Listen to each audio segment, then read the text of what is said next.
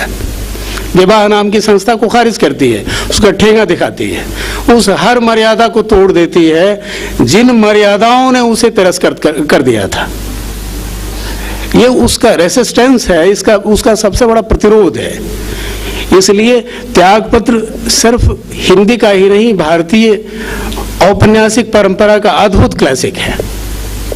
आज भी अगर 10 भारतीय उपन्यासों का नाम लेना हो तो त्यागपत्र उसमें दूसरी तीसरी संख्या पे होगा। तो वो तिरस्कार करती है, उस व्यवस्था का तिरस्कार करती है जिस व्यवस्था ने उसे तिरस्कृत मान लिया। कहती है कि भैया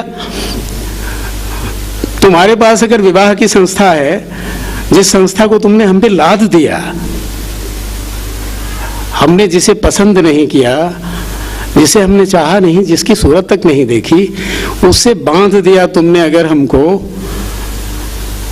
तो हम क्यों इसको ढोएं? तुमने जब मेरी परवाह नहीं की तो हमें भी तुम्हारी परवाह नहीं है। और फिर वो संबंध बनाती जाती है।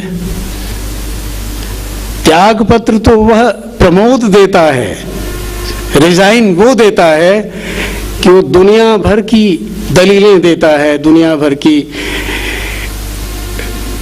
दलीलें दे के लोगों को न्याय देता रहता है।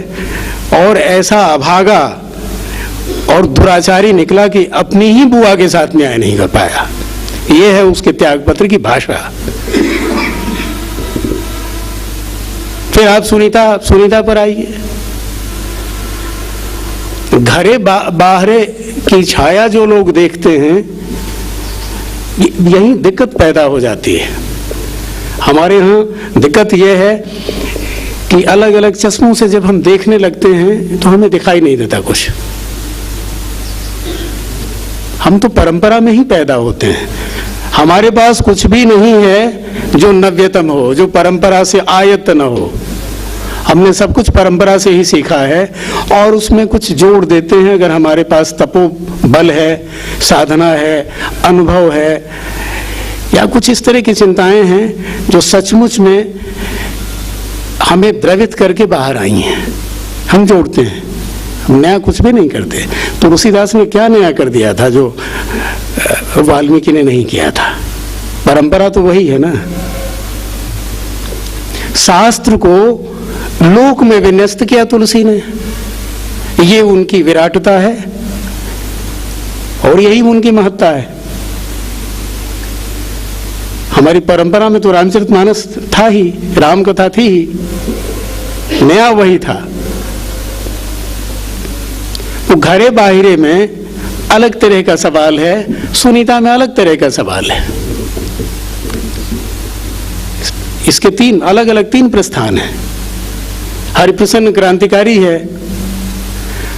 और अहिंसा में, गांधी मार्ग में सबसे बड़ी बाधा क्रांति थी, सशस्त्र विद्रोह था। तो पहला प्रस्थान तो यह है कि हरिप्रसन्न को, जिस हरिप्रसन्न में अप्रेम है, जो आपने सुना, स्वयं जयनंद कुमार कह रहे थे, हिंसा क्या है? अप्रेम है। अहिंसा वही है जो प्रेम है, समर्पण है। तो श्रीकांत खुद प्रेरित करता है सुनीता को कि इस अप्रेमी को, इस हिंसक को तुम प्रेम से जीतो, इसको सहृदय बनाओ। पहला प्रस्थान तो ये। दूसरा प्रस्थान सुनीता का एक रसता है। एक पढ़ी लिखी सुनीता, उसका काम क्या यही है कि दिन रात तो झाड़ू बुहारू करती रहे, दिन भर पेंटिंग उतारे और साफ करे, छत पर खड़ी होकर प्रतीक्षा करे कि अब कब अदालत से बग्गी आती है और श्रीकांत जी उतरते हैं, पलक पावड़े बिछाए क्या प्रतीक्षा ही करे। तो वो एक रास्ता तोड़ना, जैन जी स्वयं कहते हैं कि एक रास्ता भी तोड़ा जाना जरूरी है। कई बार विवाद, कई बार द्वंद्व, कई बार हमारे मन का विचलन प्रेम पैदा करता है। दूसरा प्रस्थान सुनीता का ये है, सुनीता का। तीसरा प्रस्थान, और जो सबसे बड़ा प्रस्थान है और जिस पर हमारे ज़्यादातर मूर्धन्य आलोचकों की कोप दृष्टि गई है और तरीके से सोचा विचारा नहीं गया है।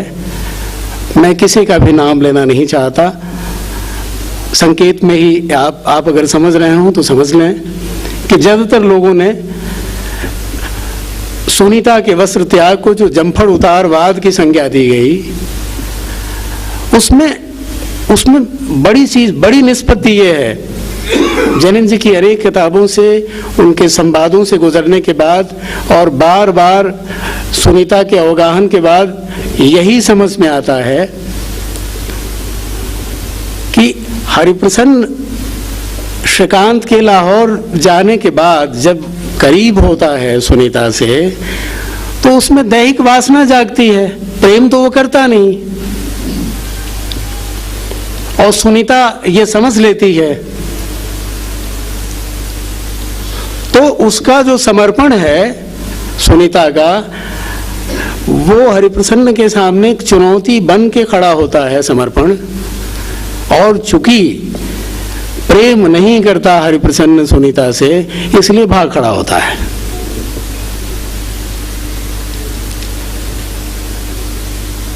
जो प्रेम करता है वही सौंदर्य के विरूपण को भी देख सकता है, जिसमें प्रेम नहीं होगा वो सौंदर्य के विरूपण का सामना नहीं कर सकता। फिर इसके आगे आप लगातार बढ़ते चले जाएं तो आप कल्याणी में देखें, सुखदा में देखें। सुखदा ये आज के नारीवाद का एक प्रतिरोध है। ये दिलचस्प पहलू है कि हिंदी में नारीवाद का प्रस्थान भी जैनेन्द्र कुमार की रचनाओं से ही होता है। अब बहुधा इसको भुला दिया जाता है। आधुनिक हिंदी संस्कृति में और हिंदी समाज में अगर नारीवाद के पहले विमर्शकार के रूप में देखना हो तो सिर्फ जैनेन्द्र कुमार है। जैनेन्द्र कुमार ने हिंदी में नारीवादी विमर्श को संभव किया, ये सत्य है। इसको भुला दिया जाता है, इस पे बात नहीं की जाती। लेकिन उस समय पहचाना, उस समय जैनेन्द्र कुमार ने पहचाना कि अगर सचमुच में नारीवाद इस तरह से अधिकारवादी होता चला जाएगा, जिस तरह का अधिकारवाद सुखदा ने चाहा, तो फिर कुछ बचेगा नहीं।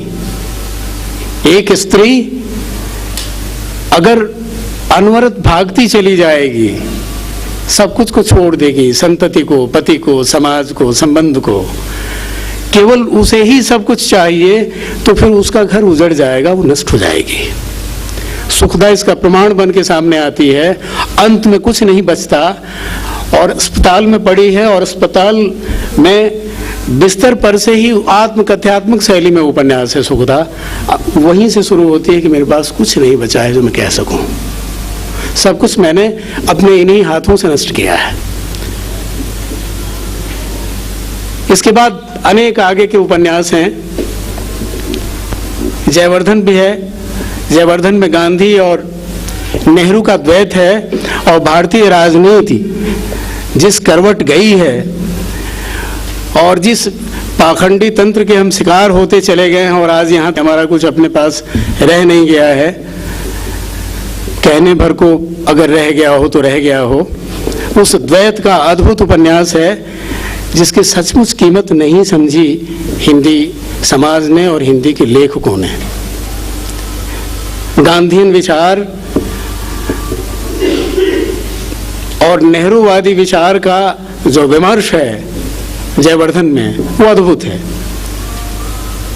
और बाद में आखिरी उपन्यास तक आते आते जैनेन्द्र कुमार बाजार को भी पहचानते हैं। और ये मेरा कोई आग्रह दुराग्रह नहीं है, ये सिर्फ निवेदन है।